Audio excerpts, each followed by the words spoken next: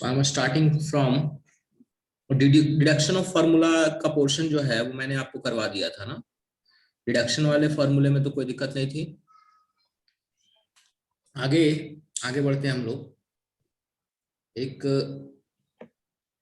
जो नेक्स्ट है वो कन्वर्जन ऑफ यूनिट्स है।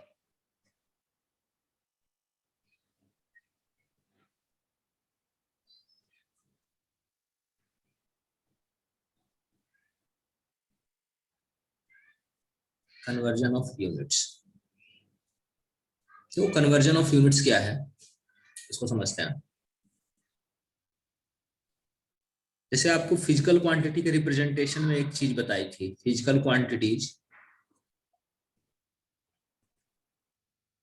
Physical quantities are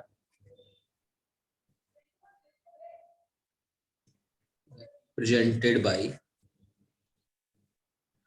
n1 u1 equal to n2 u2। यहाँ पे बोला था nu क्या है, वो कांस्टेंट। फिजिकल क्वांटिटी को कैसे रिप्रेजेंट करते हैं, n1 u1। जैसे मान लीजिए कि अगर आपको 10 मीटर है, और 10 क्या है, 10 is a numerical value. Metre क्या है, यूनिट। 10 मीटर को हम क्या लिख सकते हैं, 1000 सेंटीमीटर।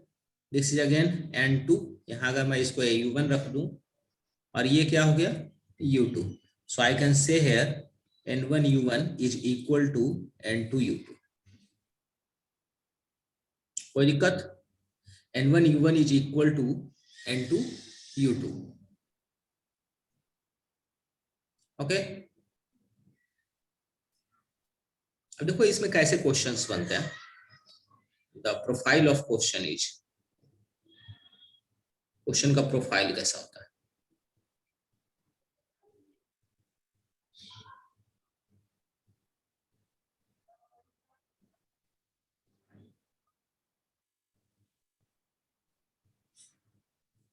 प्रोफाइल ऑफ क्वेश्चन कैसा है समझना पड़ेगा इसको आपको। देखिए जैसे लिखा है कि in a system of units if 1 unit of mass is equal to 10 kg, 1 unit of length is equal to 5 meter and 1 unit of time is equal to 10 seconds. Then what is the value of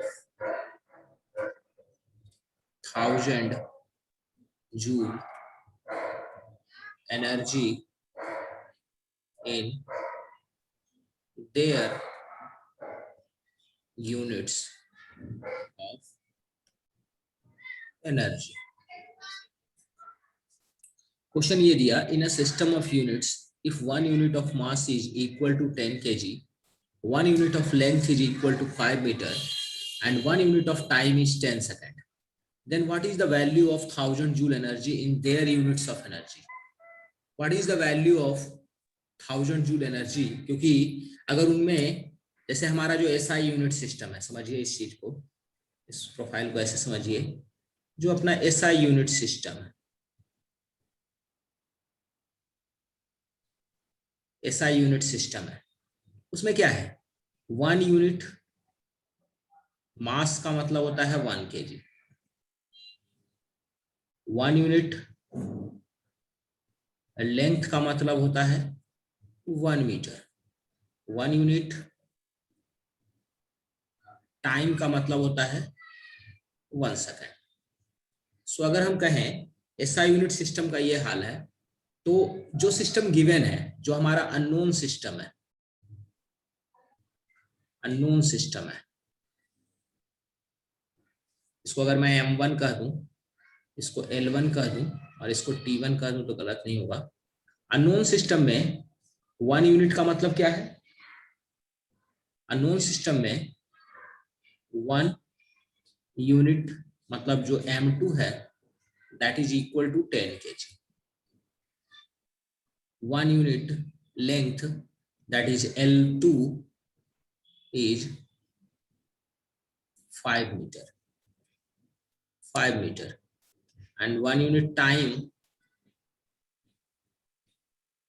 T2 is 10 second. तो देखिए 1000 joule कभी भी 1000 unit of energy नहीं हो सकता वहां, क्योंकि वहां यूनिट ऑफ जो मास है, यूनिट ऑफ लेंथ है, यूनिट ऑफ टाइम है, वो चेंज है। इस बात को समझ गए? यहां तक समझ में आया?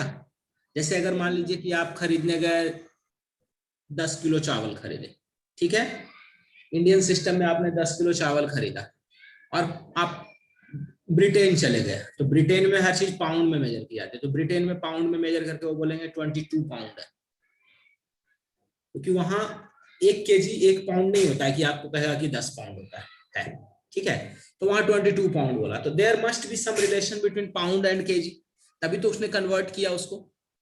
Is that okay? यहां भी जो अपना 1000 जूल एनर्जी है, वो अननोन सिस्टम में कितना एनर्जी ऑफ यूनिट होगा, जूल भी नहीं कहेंगे क्योंकि जूल तो ऐसा यूनिट सिस्टम है, तो 1000 जूल जो एनर्जी है उनके सिस्टम में कितना यूनिट ऑफ एनर्जी होगा, उस पे हम लोग जानना चाहते हैं कि भाई कितना यूनिट ऑफ एनर्जी होगा। ओके, लिख लिया अगर आपने तो आगे बढ़े, इसको सॉल्व करते हैं। नो सर, नहीं लिखे वैसे। ठीक है, लिखो।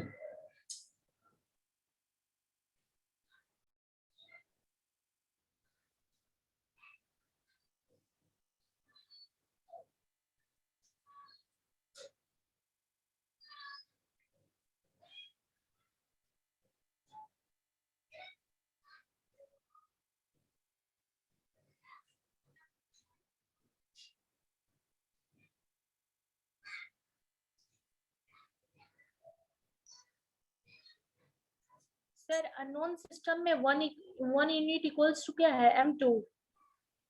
अननोन सिस्टम में हाँ 1 unit of mass, 1 unit of length L2, 1 unit of time.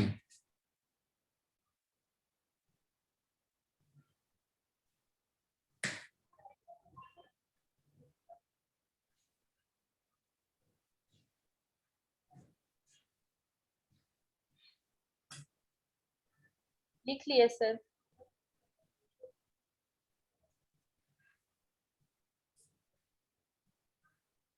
Okay, मैं आगे पढ़ा रहा हूं।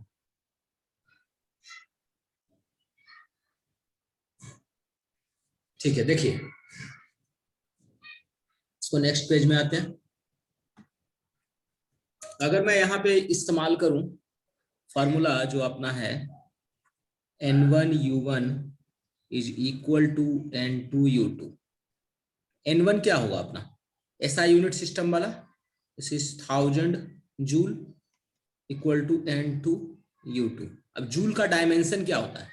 एनर्जी का डायमेंशन के फॉर्म में लिखते हैं, क्योंकि ये M1 लिखा है L1 स्क्वायर T1 -2, ये हो गया आपका डायमेंशन के फॉर्म में रखा। N2 निकालना है कितना यूनिट होगा उनके एनर्जी सिस्टम में, और डायमेंशन तो वहां भी एनर्जी का सेम ही रहेगा, बस यहाँ पे हम M2 के फॉर्म में रिप्रेजेंट करेंगे, यहाँ M2 के फॉर्म में रिप्रेजेंट करेंगे। सो N2 will become 1000 into M1 upon M2 into L1 upon L2 into T1 upon T2. So here N2 will become 1000 into, बताइए M1 कितना था? 1 kg। M2 कितना था? 10 kg। इंटू L1 कितना था 1 मीटर, ये कितना था 5 मीटर, और इसका स्क्वायर करेंगे। और T1 कितना है 1 सेकेंड डिवाइड बाय T2 कितना था 10 सेकेंड, और ये आपका -2। So N2 will become 1000 into 1/10 into 1/25 into 1/100 पे power -2। So we can say N2 will be equal to 4 into ये 100 पे पावर -2 है तो 100 स्क्वायर ऊपर हो जाएगा, and this will be 40,000 unit of energy. Mass और लेंथ को देखकर लग रहा था कि उसमें एनर्जी का घटेगा, लेकिन क्या हुआ टाइम की वजह से, टाइम क्योंकि बढ़ गया था तो एनर्जी बढ़ गई, क्योंकि टाइम के इनवर्सली प्रोपोर्शनल है। Is that okay? Yes sir. अब उनका यूनिट ऑफ एनर्जी तो हम नहीं जानते, सो लिखेंगे just directly 40,000 unit of energy in that system.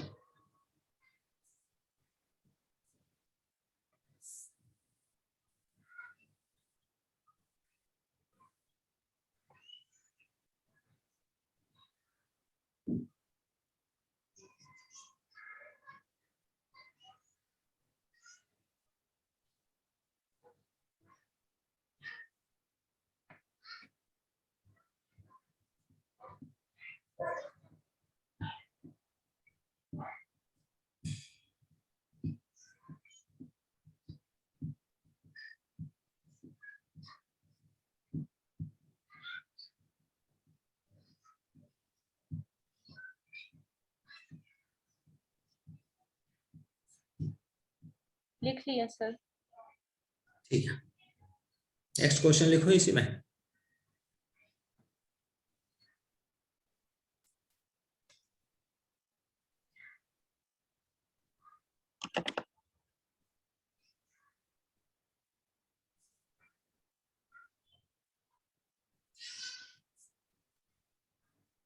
Next question देखिए, system of units if 1 unit of mass is 5 kg, 1 unit of length is 10 meter, and 1 unit of time is 0.1 second, then what is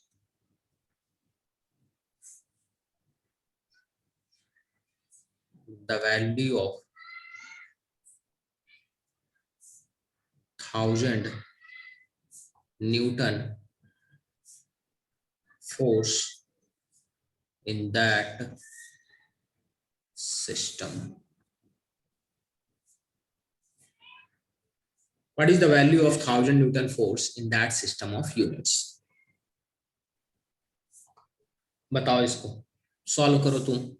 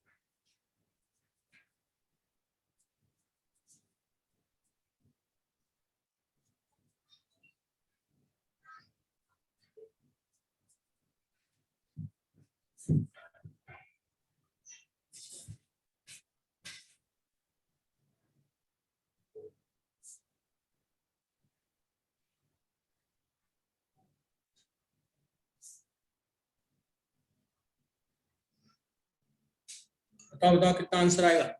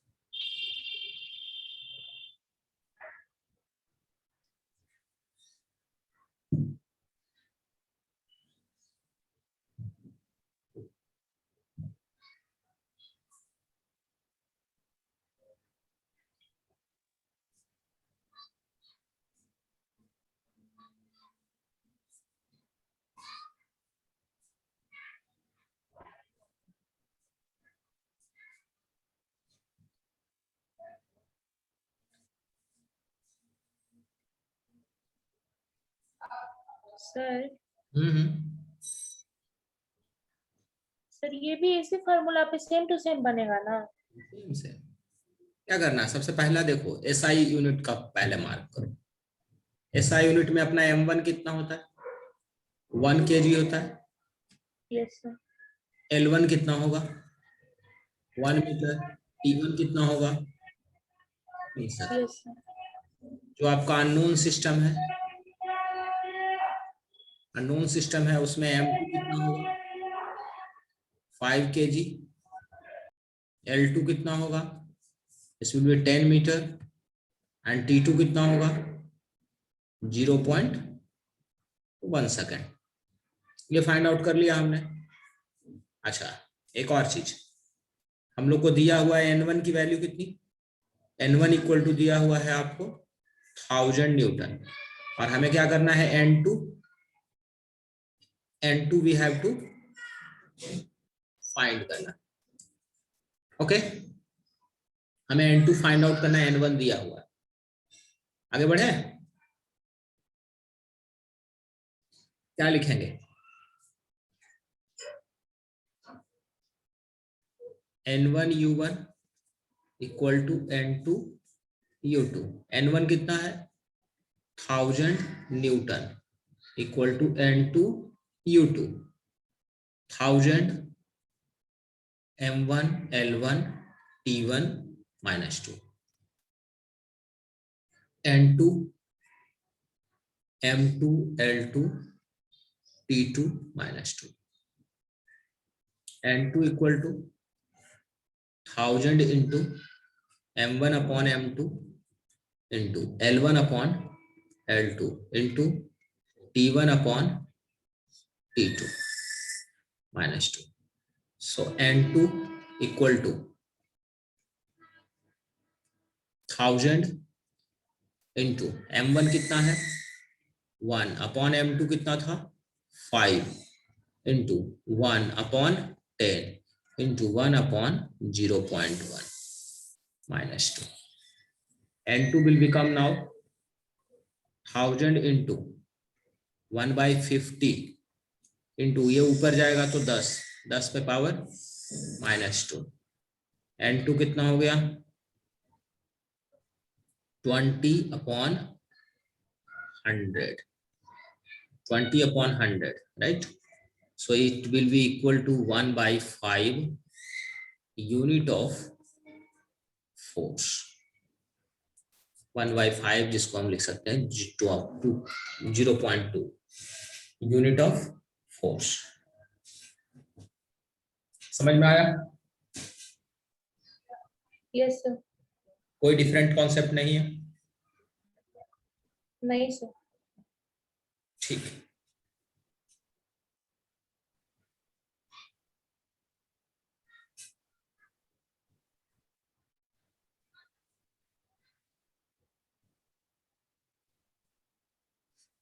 हाँ,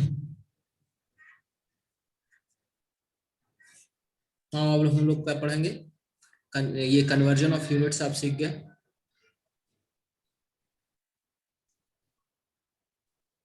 अब हम लोग शुरू करते हैं errors.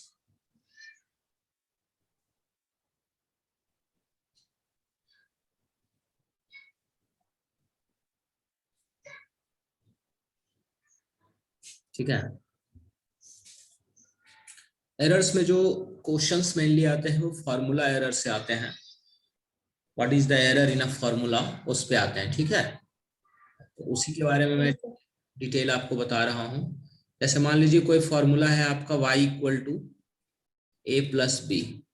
जैसे आप भी जानते हो कि आर इक्वलेंट की वैल्यू R1 प्लस R2 होता है, राइट। तो इसमें हम अगर लिखें एरर, तो डेल्टा आर इक्वलेंट एरर हुआ, आर इक्वलेंट में equal to delta R1 plus delta R2। ठीक है, डेल्टा आर इक्वलेंट निकाल लिया। अगर कोई कहेगा परसेंटेज एरर निकालने को, तो क्या होगा, delta R equivalent upon R equivalent into 100। अगर कोई कहे आपको रिलेटिव एरर निकालने को, रिलेटिव एरर, तो रिलेटिव एरर की वैल्यू होती है delta R equivalent upon R equivalent. Relative into 100 ही परसेंटेज एरर होता है आपका।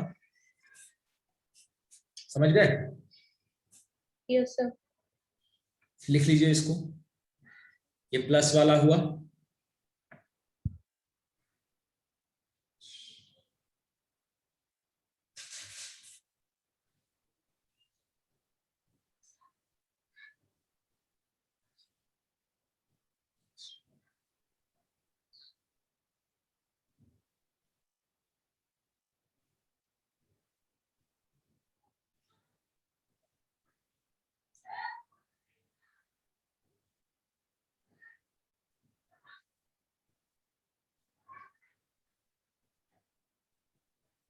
लिख लिए सर।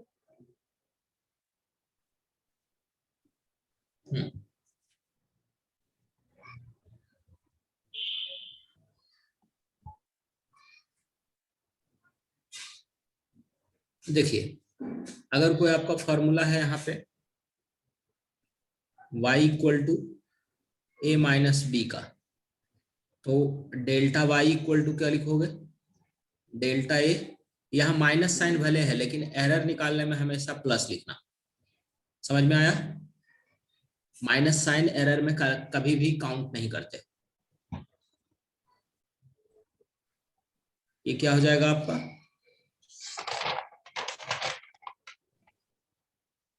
Relative error. ये क्या हो जाएगा आपका, परसेंटेज एरर। ठीक है, जैसे देखिए एग्जांपल, जैसे देखिए कि मैं देता हूं अगर आपको R1 equal to 10 ohm plus minus 0.5 ohm, R2 equal to दिया 20 ओम प्लस माइनस 0.1 ओम। ठीक है, find error, relative error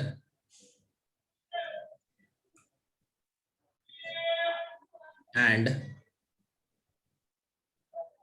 percentage error in R equivalent. Find error, relative error and percentage error in R equivalent. कैसे इस question को solve करेंगे हम लोग? सबसे पहले जो हमारा फॉर्मूला है R equivalent का, वो क्या है, R1 प्लस R2। तो R1 प्लस R2 को निकालिए, 10 ohm plus 20 ohm and this will B 30 ओम। अब आती है बात डेल्टा आर इक्वलेंट निकालने की।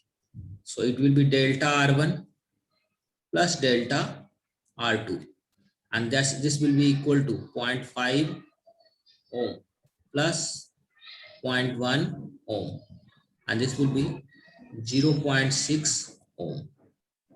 So delta R equivalent upon R equivalent, ये कितना हो जाएगा? 0.6 ohm divided by 30 ohm, and this will be 1 by 50, and this will be 0.02. So percentage error ये कितना हो जाएगा?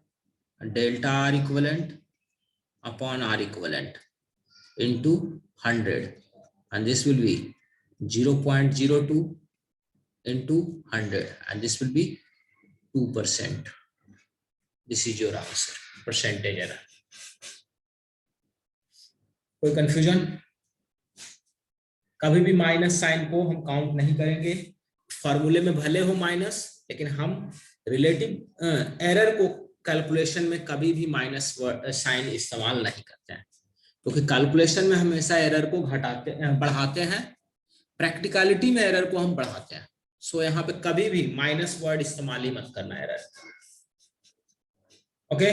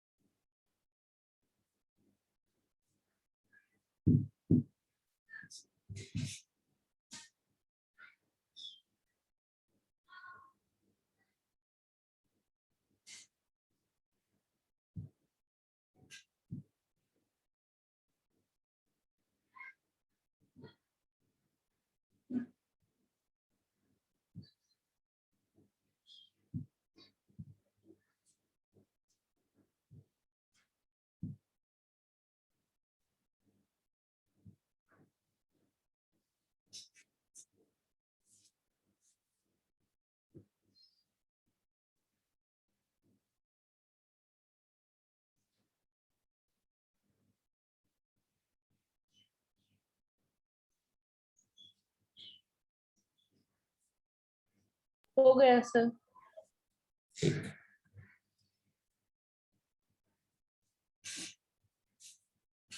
ठीक है, अब दूसरा फॉर्मूले को देखते हैं. जैसे मान लीजिए कोई फॉर्मूला है आपके पास y इक्वल टू ए पे पावर m. इसके लिए लिखेंगे आप delta y upon y equal to m delta a upon a. ठीक है. दूसरा, अगर कोई फॉर्मूला है आपके पास a पे power m plus into b पे power n, so delta y upon y will be written as m delta a upon a plus n delta b upon b. And the third, if y is written as, मैं derivation part skip कर रहा हूं बच्चे, ठीक है ना, तुम्हारे लिए उसकी जरूरत भी नहीं है. पूजा, यस सर. डेरिवेशन की तो तुम्हें जरूरत है नहीं, नो सर. इसीलिए मैं वो स्किप कर रहा हूं.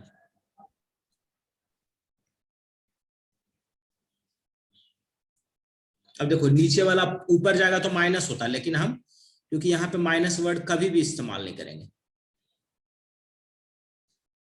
तो ये आपका परसेंटेज एरर निकालना हो तो क्या करेंगे, 100 से मल्टीप्लाई कर देंगे. कोई कंफ्यूजन? No sir. जैसे देखो क्वेश्चन करते हैं. जैसे मान लो कि मोमेंट ऑफ इनर्शिया होता है आपका mr square. Moment of inertia mr square होता है. अगर m आपको दे रखा है 10 प्लस माइनस 0.01 kg, r दे रखा है अगर आपको 20 plus minus 0.2 metre. Find percentage error in I. Find error in I. ठीक, तो हम लोग क्या करेंगे, इस क्वेश्चन को कैसे सॉल्व करेंगे? इस क्वेश्चन को हम सॉल्व करेंगे, पहले लिखेंगे आई इक्वल टू क्या, एम आर स्क्वायर, फिर डेल्टा आई अपॉन आई क्या लिखेंगे, this will be delta m upon m plus 2 delta r upon r. ठीक है, तो delta I upon I, delta I निकालना है हमको, डेल्टा आई अपॉन आई निकल गया आपका, डेल्टा एम कितना है 0.01 अपॉन 10 प्लस 2 इंटू 0.2 अपॉन 20, और इसको सॉल्व करेंगे तो आ जाएगा ये 0.02 प्लस 0.4 डिवाइड बाई 20, और इसको लिख सकते हैं 0.42 अपॉन 20। ये हो गया आपका डेल्टा आई अपॉन आई। ठीक, सो यहां से अगर हम परसेंटेज पे जाएं तो delta I upon I into 100 क्या हो जाएगा, that will be percentage error in I, and we can write here 0.42 by 20 into 100, and this will be equal to 0.42 into 5, and this will be 10, 20, अरे 21, and we can write here it is 2.1%। Percentage error मिल गया, पहला सवाल solve हो गया, कोई दिक्कत बच्चे? No sir. अच्छा, जैसे डेल्टा आई अपॉन आई निकाले, आई क्या हो जाएगा एम आर स्क्वायर,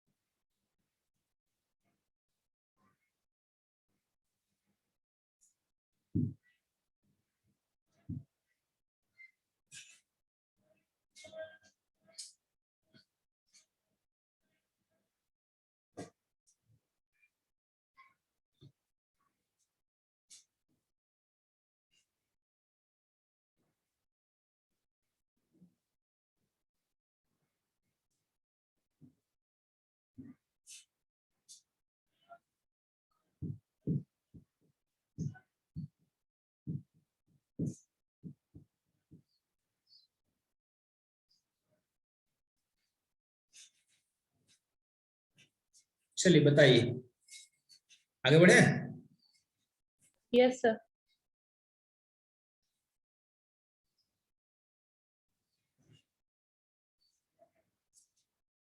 अब देखिए इसमें, इसी में दिया हुआ है आपका, जैसे है डेल्टा आई अपॉन आई कितना आ गया, that is 0.42, delta I equal to क्या हो जाएगा 0.42 इंटू आई, और आई को कैसे सॉल्व करेंगे आप, एम आर स्क्वायर, मास कितना था 10 kg, और आर कितना था 20 मीटर, ये हो गया आपका 4000, आई की वैल्यू 4000 kg मीटर स्क्वायर आ गई।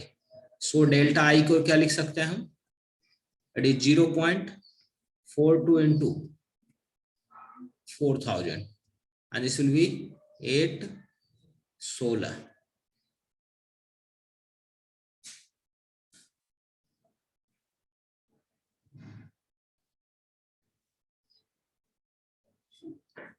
डेल्टा आई की वैल्यू जो आ गई वो आ गई आपकी 1680 kg मीटर स्क्वायर। कोई दिक्कत? No sir.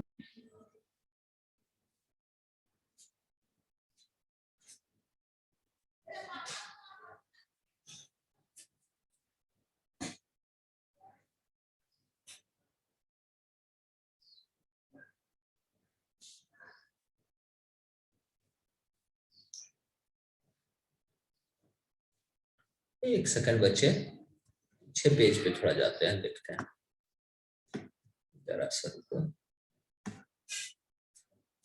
Delta I upon I 0.42 upon 20 है, तो यहाँ मिस्टेक कर रहे हैं ना, it is not 0.42, this is 0.42 by 20, 20 से डिवाइड भी करना पड़ेगा, तो ये 20 हो जाएगा। सो डेल्टा आई की वैल्यू यहाँ आ जाएगी आपको 284 kg metre square. Delta I upon I की वैल्यू 0.42 बाई 20 है, इट इज नॉट 0.42। अंडरस्टूड है? Yes, sir. Better.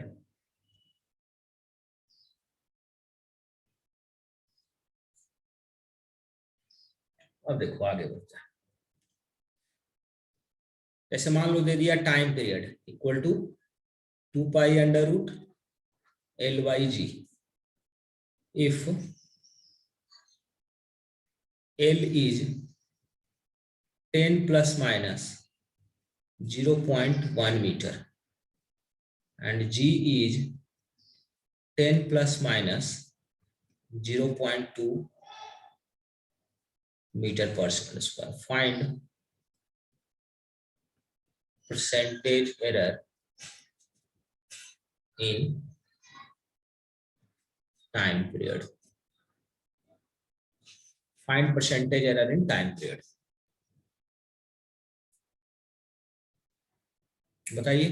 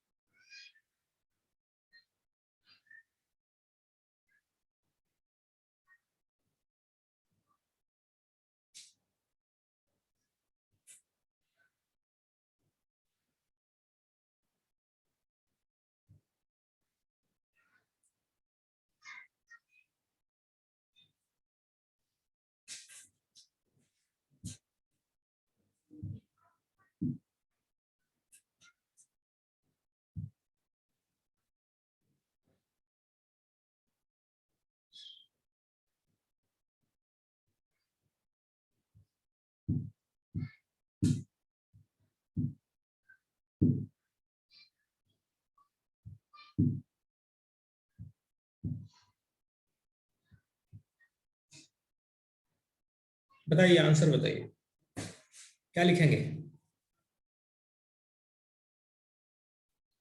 Delta T upon T equal to pi में तो कोई एरर नहीं होगा, 2 pi is a numerical value, so half into delta L upon L plus half into delta G by G, and this will be half into power 1/2 है तो half आ गया, 0.1 upon 10 plus half into 0.2 upon 10, और ये हो गया आपका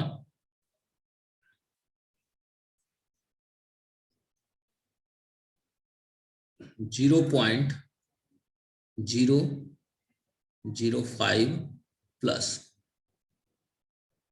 0.0001, and this will be 0.015 delta T by T आ गया।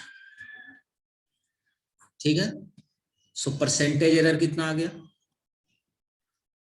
परसेंटेज एरर कितना आ गया? Delta T upon T into 100, so 0.015 into 100, and this will be 1.5%. This is the percentage error in time period.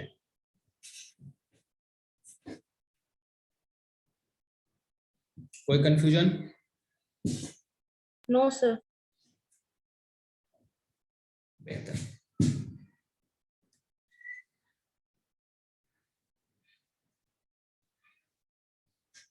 आगे बढ़े। Yes, sir. चलो यहाँ देखो,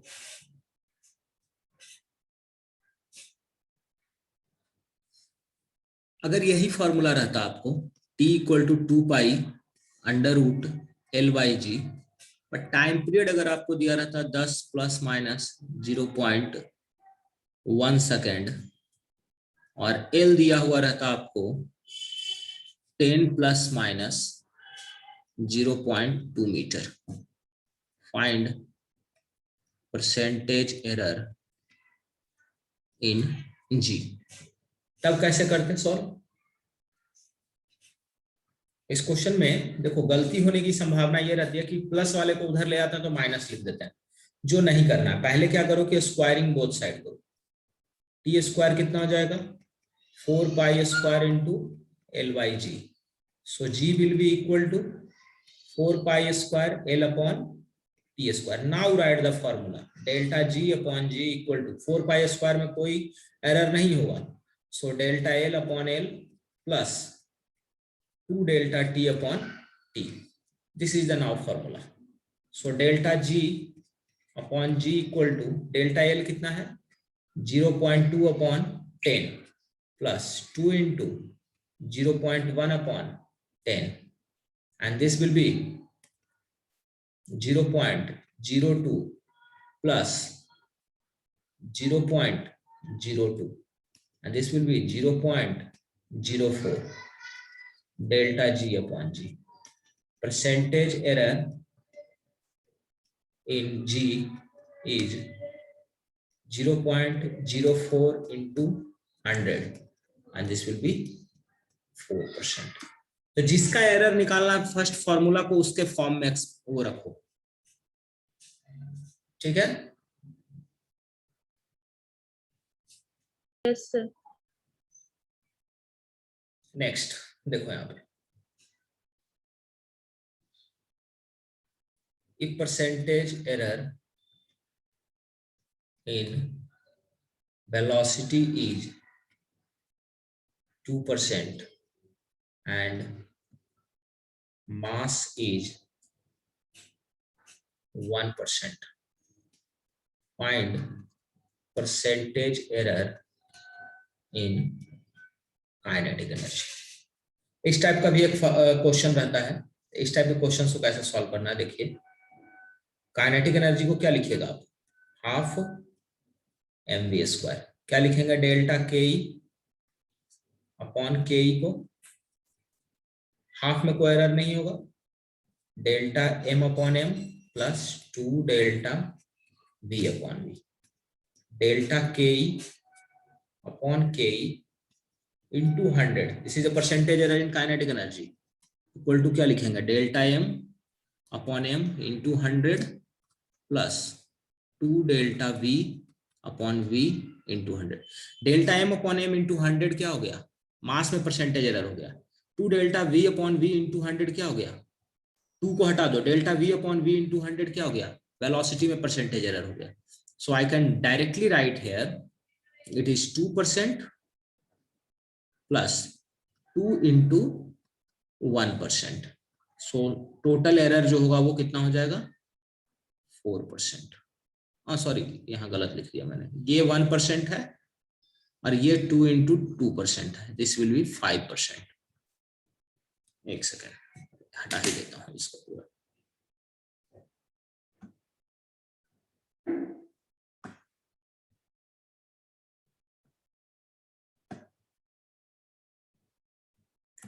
सो देखो यहाँ पे, यहाँ मास में एरर है आपका 2%, delta m upon m into 100 करने पे वो परसेंटेज में हो गया, और ये 2 इंटू, फिर से गड़बड़ कर दी आदत से मजबूर हो गया।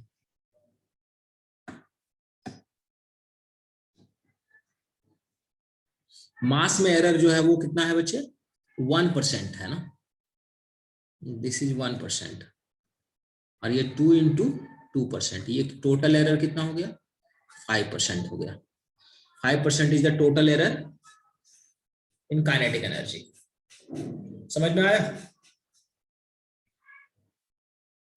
Yes sir. ये जो 4-5 प्रोफाइल बताया हूं ना, इसी पे एरर में सवाल आते हैं।